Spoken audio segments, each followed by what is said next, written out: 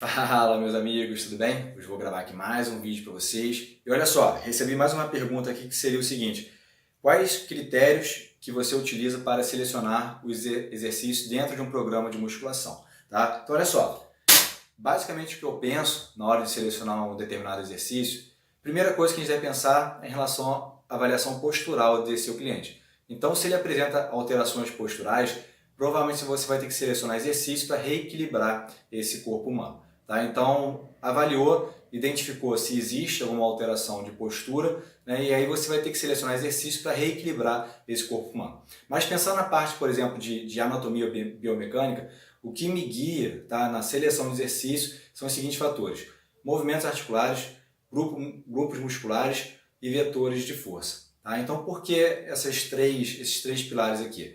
Primeiro, né, em relação à anatomia e grupo muscular, é saber qual o grupo muscular que eu estou querendo estimular, qual o grupo muscular que eu estou querendo recrutar e saber quais são os movimentos articulares que esse grupo muscular realiza. Então, um exemplo: latíssimo dorso é um extensor do ombro, ele é um adutor do ombro, ele é um rotador medial do ombro. Tá? Mas como funções importantes para recrutar esse músculo, a gente pensaria num programa para exercício de extensão do ombro e exercício de adução do ombro. São duas funções, né, importantes do latíssimo dorso. Então eu selecionaria, por exemplo, exercício de extensão do ombro, exercício de adução do ombro. Agora, em relação aos vetores de força, o músculo, né, ele pode gerar trações em diferentes vetores de força.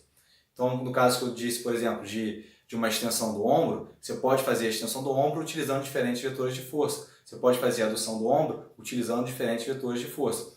Então, o que eu penso também é saber, né, que eu disse para vocês, a anatomia desse músculo em relação aos feixes, direção dos feixes, funções, né, articulares desse músculo, quais são os movimentos articulares que esse músculo realiza e quais são os vetores de força que eu posso variar ou utilizar para recrutar determinado grupo muscular. Tá? Então, eu dei uma dica aqui para vocês do que eu penso em relação à seleção de exercício. Então, basicamente isso. O principal, né, inicialmente, é você analisar e avaliar esse cliente para identificar se ele tem alguma alteração postural e a partir daí você vai selecionar exercícios para tentar reequilibrar esse corpo humano.